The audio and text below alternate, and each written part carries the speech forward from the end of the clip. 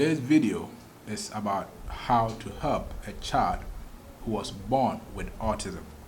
So I had a letter from a woman who sent me a question about having a child with autism. Let's read this letter. Hi, Dr. Dan. I watched your last video on autism. My question is, how can parents or guardians help a child who has autism? So even before we look at how to help a child who was born with autism, let's look at what is autism. So autism is a neurodevelopmental disorder that is characterized by problems in communication and also in social interactions. Being a neurodevelopmental disorder means that it affects the brain development of children who are born with this condition.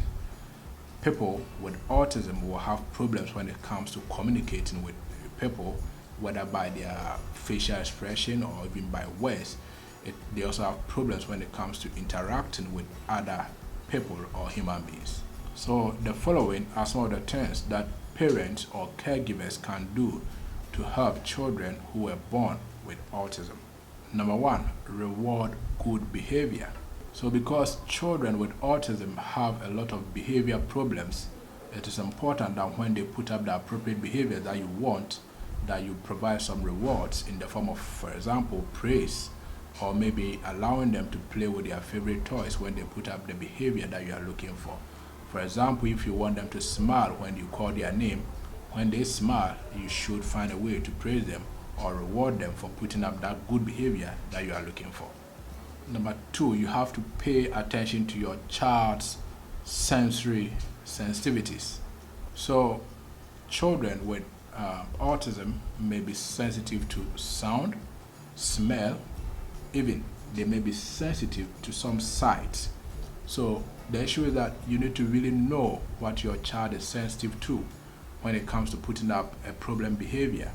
So if loud sounds or noise will make your child cry or put up a behavior that you don't want, then you have to avoid environments where there are loud noise or sounds.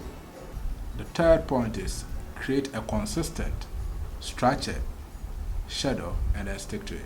So autistic children in most cases are not comfortable when you have a routine or a schedule for them which is not consistent.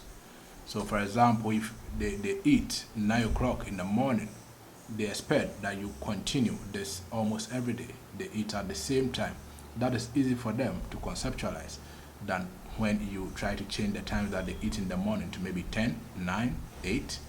This is so uncomfortable for them. So you need to have a consistent schedule when you are managing an autistic child. The fourth point is learn how to communicate with them. So because autistic children have problems when it comes to their communication, it's very difficult when you are the one caring for them and you have to find creative ways to be able to communicate well with them. So even some autistic children are nonverbal, which means they don't speak at all. In this case, you need to read their facial expression, their gestures, in order to understand what they are trying to tell you. And then you need to find nonverbal ways of also communicating with them. So that is something that everyone has to do on an individual basis to know how to communicate with autistic children.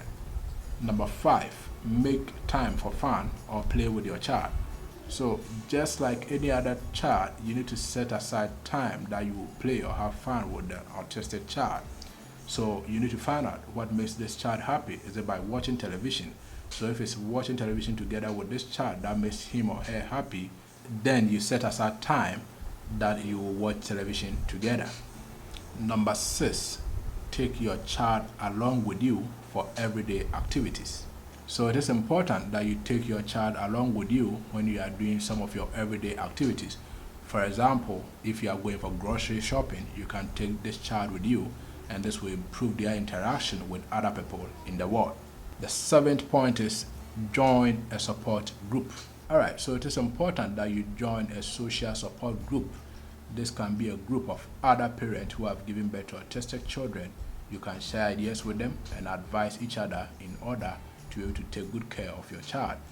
You can also have family members who understand your child's diagnosis and then build them as a support network around you to encourage you in your journey to taking care of your child who has autism. We've come to the end of another video. share this video with a friend or someone who has a child with autism to help them. Subscribe to this channel, comment, and let's keep on growing this community.